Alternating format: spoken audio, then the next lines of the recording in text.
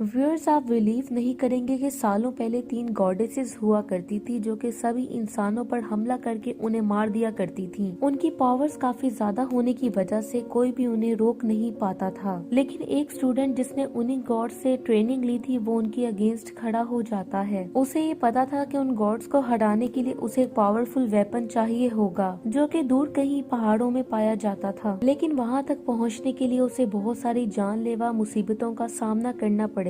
अब देखना यह है कि क्या वो स्टूडेंट अपनी जर्नी पूरी करके उन गॉड्स को हरा पाएगा या नहीं, क्योंकि वो उससे कई गुना ज्यादा पावरफुल थे। अब हम भी उसकी मदद करेंगे उन तमाम पजल्स और मुसीबतों को सॉल्व करने में। यहाँ हम एक आदमी को देखते हैं जिसका नाम ली था और वो अपने मास्टर के साथ उसी जगह पे आया था जहाँ वो बुरे गॉड्स रहते थे जो कि आए दिन इंसानों पर हमला करते रहते थे। अब ली और उसके मास्टर उन्हें रोकने के लिए आए थे, तभी ली पर वेपन से हमला होने लगता है। ली काफी मुश्किल से उसका सामना कर पाता है और तभी उनके सामने आ जाती है वो गॉडेस जिसका नाम युन था और वो इंसानों को खत्म करना चाहती थी। युन ने एक बहुत ही पावरफुल डिवाइस बनाया था जिसका यूज करके वो इंसानों पर हमला कर सकती थी। अब ली और उसके मास्टर युन को रोकते रहते हैं और उससे काफी ज्यादा फाइट भी करते हैं, लेकिन युन के पास काफी देवी शक्तियाँ थी जिनका इस्तेमाल करके वो ली पर हमला करती रहती है। वो तो ली को टच भी नहीं कर रही थी बल्कि अपना वेपन को यूज करके उसे मार रही थी। तो इससे आप अंदाजा लगा सकते हैं कि वो कितनी ज्यादा पावरफुल होगी। अब यहाँ मास्टर भी बीच में आ जाते हैं और वो ली को वो डिवाइस तोड़ने को कहते हैं। तब तक मास्टर युन का ध्यान भटका सकते थे और ली निकल पड़ता है उस डिवाइस को डिस्ट्रॉय करने, लेकिन युन ली को देख लेती है और उस पे बहुत से फायर बॉल से हमला कर देती है जिससे ली को काफी ज्यादा डैमेज होता है और वो नीचे आके गिर जाता है। उन फायर बॉल्स ने ली को घेर लिया था और वो उसके चारों तरफ घूमते जा रहे थे जिससे वहाँ पे बहुत बड़ा ब्लास्ट हो जाता है और ली अपनी आंखें एक अलग ही जगह पर खोलता है। जब ली बाहर आता है तो देखता है कि वो एक गांव में पहुंच चुका था और सभी गांव वाले वहाँ पे इकट्ठे हुए थे। वहाँ पे एक सुंदर लड़की भी मौजूद थी जिसका नाम मून था और उसने अपने गांव को बचाने के लिए अपनी जान सेक्रीफाइस करने का डिसीजन लिया था। यहाँ हमें ये भी पता चलता है कि युन ही उस गांव पे अटैक किया करती थी और तभी वहाँ ब्लैक कॉस्ट्यूम पहने कुछ लोग मून को लेने के लिए पहुँच जाते हैं, लेकिन जब मून आगे बढ़ रही होती है तो कोई रस्सी की मदद से उसे पीछे खींच लेता है जो कि और कोई नहीं बल्कि उसका भाई लैंग था जो कि उसे इतनी आसानी से मरने नहीं देने वाला था। लैंग उन लोगों से फाइट करना स्टार्ट कर देता है, लेकिन युन के लोगों के पास डार्क एनर्जी थी जिसका यूज करके वो सब एक दूसरे में कंबाइन हो जाते हैं और एक बहुत बड़े मॉन्स्टर में कन्वर्ट हो जाते हैं। वो मॉन्स्टर दिखने में काफी ज्यादा खतरनाक दिख रहा था और वो गाँव वालों पर हमला करने चला जाता है। वो किसी पर भी रहम नहीं कर रहा था और रास्ते में आने वाली किसी भी चीज को खत्म कर रहा था। मून यहाँ पे एक छोटी सी बच्ची को जमीन पे गिरा हुआ देखती है जो कि बहुत रो रही थी और मॉन्स्टर उसी की तरफ जा रहा था। तो मून उस बच्ची को बचाने के लिए उसके सामने आ जाती है और लग रहा था कि वो मॉन्स्टर उन दोनों को खत्म कर देगा, लेकिन तभी ली वहाँ पर आ जाता है और उस मॉन्स्टर को एक ही पंच में रोक लेता है। उस मॉन्स्टर को दूर धकेलने के बाद ली अपने वेपन को यूज करके उस मॉन्स्टर को मार देता है और वो फाइट जीत जाता है। तभी वहाँ एक टेम्पल का मास्टर आ जाता है जो कि ली और बाकी सब लोगों को बताता है कि वो डेविल गॉड बदला लेने के लिए गांव वालों पर हमला जरूर करेगी। और जब मास्टर ली के गले में एक लॉकेट देखते हैं तो उनको पता चल जाता है कि ये तो उनके गॉड का सिंबल है और अब तो मास्टर और उनके लोग ली को अपना देवता मानने लगे थे जो कि उन सब को बचाएगा। ली सच में एक देवता था, लेकिन अभी वो इस काबिल नहीं बना था कि वो इमॉर्टल होकर हेवन को संभाल सके। और जब वो लोग ली को उस गॉड की तस्वीर दिखाते हैं जो कि उसके गांव पर हमला करती थी, तब ली समझ जाता है कि जरूर ये युन ही हो सकती है। ली उन सब से वादा करता है कि वो उन लोगों को बचा लेगा, लेकिन उससे पहले उसे युन को मारना होगा। ली उन्हें कहता है कि उस गॉड को एक ही वेपन से हराया जा सकता है जिसका नाम स्लेयर ऑफ गॉड था जो कि दूर कहीं माउंटेन में पाया जाता था। अब ली को कैसे भी करके वो वेपन लेकर आना था ताकि वो उस गॉड को मार सके। मून उसकी मदद करना चाहती थी, इसलिए वो ली को साथ ले जाने के लिए रिक्वेस्ट करती है क्योंकि उसको वहाँ के रास्तों का अच्छे से पता था और उसमें ये एबिलिटी थी कि वो किसी भी इंसान को देख के ये पता लगा सकती थी कि वो डीमन की फॉर्म में है या नहीं। ली मून की उसके साथ चलने की रिक्वेस्ट मान लेता है, जिसके बाद वो दोनों अपने जर्नी की तरफ निकल पड़ते हैं जहाँ हमें पता चलता है कि मून तो ली को काफी ज्यादा लाइक भी करने लगी थी और वो उसके साथ फ्लर्ट भी करने लगती है, लेकिन ली उसकी बातों पे ध्यान नहीं देता और उसे इग्नोर करके आगे बढ़ता रहता है। लेकिन तभी ली मून के पास आता है और मून को लग रहा था जैसे वो उसे किस करने वाला है, लेकिन ली तो अपने वेपन को एक पेड़ की तरफ मार देता है और तभी हमें पता चलता है कि वहाँ पे लैंग था जो कि उन दोनों का पीछा कर रहा था, क्योंकि उसे भी उन दोनों के साथ जर्नी पर आना था। तो अब वो तीनों निकल पड़ते हैं आगे की जर्नी में। काफी दूर तक चलने के बाद वो तीनों एक रेस्टोरेंट में पहुंच जाते हैं, जहाँ पे सभी लोग बैठ के खाना खा रहे थे। तभी वहाँ पे एक बहुत ही खूबसूरत लड़की आती है जो कि सबका ध्यान अपनी तरफ अट्रैक्ट कर रही थी। ली के आने के बाद वो ली पर लाइन मारने लगती है। मून ये देखकर काफी ज्यादा जेलस फील कर रही थी, लेकिन वो कर भी क्या सकती थी। लेकिन ली भी इतना जल्दी किसी से इम्प्रेस होने वाला नहीं था, उसे कुछ गड़बड़ लग रहा था, इसलिए वो उस औरत को पकड़ लेता है। वो अपने दोस्तों को बताता है कि वहाँ पर बैठे हुए सब लोग बार बार एक ही एक्शन कर रहे थे। तब उन्हें पता चलता है कि ये सब एक इल्यूजन था। अब मून अपनी पावर्स को इकट्ठा करती है और जब फिर वो उस औरत को देखती है तो उसे पता चलता है कि उस औरत का तो मुंह था ही नहीं और वो एक डीमन थी। ये पता चलने के बाद वो औरत अपने असली फॉर्म में आ जाती है और सच में ली का अंदाजा बिल्कुल ठीक था। वो पूरी जगह एक इल्यूजन थी जो कि खंडर में तब्दील हो जाती है। अब वो डीमन ली पर हमला कर देती है और ली भी अपने वेपन को यूज करते हुए उसे मारने लगता है। वो तेजी से उस डीमन की तरफ अपना वेपन फेंकता है, लेकिन वो उसे आसानी से रोक लेती थी। अब वो छोटे छोटे लकड़ी के टुकड़ों का इस्तेमाल करते हुए ली पर वार कर देती है और ली उनसे बचता बचाता रहता है। यहाँ पे मून एक बात नोटिस करती है कि उस डीमन के बाल पर लकड़ी से कुछ लिखा हुआ था, जिसमें एक लेटर मिसिंग था और जाहिर है ये उसकी कमजोरी हो सकती है। और जब वो डीमन ली और लैंग पर हमला करती है तो वो सही मौका देखकर उसके बालों पर से उस लकड़ी को निकाल लेती है। तभी उस डीमन ने मून पर हमला कर दिया था। तभी वहाँ पर ली आ जाता है और मून के सामने एक पावरफुल ऑरा बना लेता है, जिससे उस डीमन के वार का कुछ भी असर नहीं हो रहा था। मून दोबारा से उस मिसिंग लेटर को लिख देती है, जिससे उस डीमन का शराब खत्म हो जाता है और वो वापस अपने ह्यूमन फॉर्म में आ जाती है। वो औरत अब उन लोगों का शुक्रिया अदा करती है कि उन लोगों की मदद से उसको आजादी मिल गई थी और अब वो उन लोगों की मदद करना चाहती थी। वो उन लोगों को गाइड करने का एक डिवाइस देती है, जिससे वो अपनी मंजिल तक पहुंच सकते थे और वो भी उन लोगों के साथ हमेशा रहेगी। इसके बाद ली और बाकी सब एक जगह पर आ जाते हैं, जहाँ पे एक छोटा सा डीमन था और वो उन लोगों को आगे जाने नहीं दे रहा था। ली को आगे बढ़ने के लिए सबसे पहले उस डीमन के बनाए गए पजल को सॉल्व करना था। तभी वो छोटा सा डीमन उन सभी को एक जंगल में ले आता है और उन लोगों को चैलेंज देता है कि उन सबको इसे बिना टच किए इसके पीछे लगे तलवार को निकालना है और अगर वो ऐसा नहीं कर पाए तो वो सब पत्थर में कन्वर्ट हो जाएंगे। उसके बाद ली और लैंग उस छोटे से डीमन का पीछा करते रहते हैं। वो डीमन सिर्फ दिखने में ही छोटा था, लेकिन वो बहुत ही ज्यादा स्पीड से भाग सकता था, जिसका यूज करके वो लैंग को चकमा देता रहता है। लेकिन ली अपने वेपन का यूज करते उसे रोक लेता है। अब वो दोनों टीम वर्क करते उस डीमन को फंसा लेते हैं और उसे उल्टा लटका लेते हैं, जिससे उस डीमन की तलवार बिना टच किए नीचे गिर जाती है और इस तरह वो लोग तलवार लेने में कामयाब हो जाते हैं। उन लोगों ने अपना पहला टास्क कंप्लीट कर लिया था, लेकिन जब वो वहाँ से जाने लगती हैं तो वो छोटा डीमन उन पर फिर से हमला कर देता है। जब लैंग उसे रोकने जाता है तो वो अचानक पत्थर में कन्वर्ट हो जाता है और अब ली और मून को उसे छोड़कर ही जाना पड़ेगा। वो उस पोर्टल का यूज करते हुए वहाँ से निकल आते हैं। मून काफी ज्यादा अपसेट थी क्योंकि उसका भाई पत्थर में कन्वर्ट हो चुका था, लेकिन ली उसे बताता है कि अगर उनके पास लेयर ऑफ गॉड आ जाएगा तो वो उसका इस्तेमाल करते हुए उसके भाई को वापस से जिंदा कर लेंगे।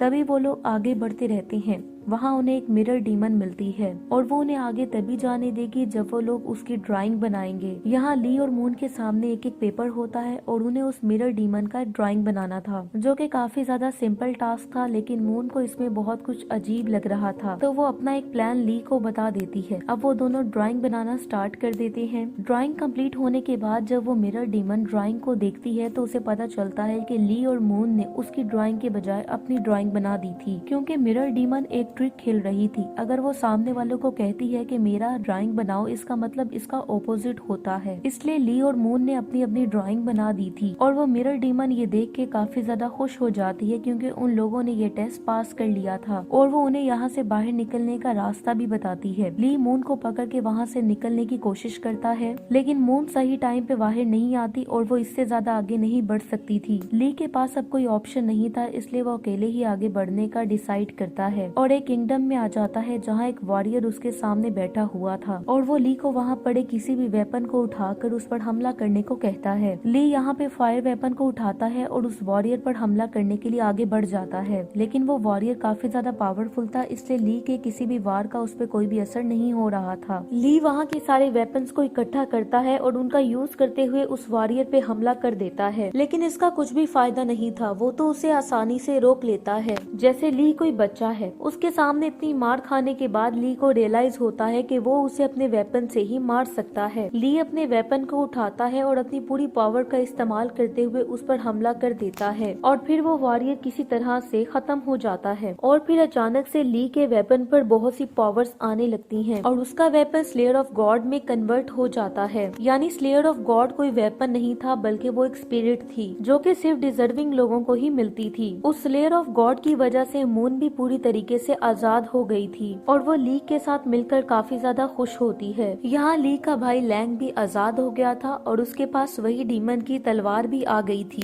जिससे वो काफी पावरफुल हो गया था। अब वो तीनों वहाँ से निकलने लगते हैं क्योंकि वो जगह पूरी तरह से तबाह हो गई थी और वो तीनों कैसे भी करके वहाँ से निकलने में कामयाब हो जाते हैं। तभी वहाँ पे यून आ जाती है जो कि उस किंगडम को तबाह कर रही थी और वहाँ के सारे वेपन्स को इकट्ठा कर रही थी। लैंग और ली मिलकर यून पर हमला करना स्टार्ट कर देते हैं, लेकिन यून के पास काफी देवी शक्तियाँ थी जिनका इस्तेमाल करके वो लैंग पे हमला करती रहती है। यहाँ तक कि ली भी उसके सामने टिक नहीं पा रहा था। हालांकि उसके पास स्लेयर ऑफ गॉड भी था, लेकिन उसने अब तक अपने ऊपर भरोसा करना सीखा नहीं था, जिसकी वजह से वो उस वेपन के असल पावर्स को यूज नहीं कर पा रहा था। तभी यून ली पर एक बहुत बड़ी तलवार से हमला कर देती है, लेकिन मून उसके सामने आकर एक शील्ड बना लेती है जिससे वो यून के हमले को रोक लेती है। लेकिन यून का हमला काफी ज्यादा पावरफुल था तो मून उसे ज्यादा देर तक नहीं रोक सकती थी और वो तलवार उसकी शील्ड को तोड़ देती है और मून को काफी ज्यादा डैमेज कर देती है, जिससे मून अपनी आखिरी सांसें लेती है और ली को काफी ज्यादा दुख होता है क्योंकि उसी की वजह से मून की ये हालत हुई थी। मून उसको देख के स्माइल करती है और मर जाती है। मून के जाने के बाद ली को एहसास होता है कि वो मून से कितना ज्यादा प्यार करता था। ली के अंदर जब मून के लिए ये फीलिंग आती है तो उसके अंदर छुपी हुई पावर जाग जाती है, जिससे वो खुद पे भरोसा करना स्टार्ट कर देता है और ली को बहुत ज्यादा पावर मिलती है और उसके माथे पर थर्ड आई खुल जाती है और वो बहुत ज्यादा पावरफुल हो गया था और एक देवता में कन्वर्ट हो गया था।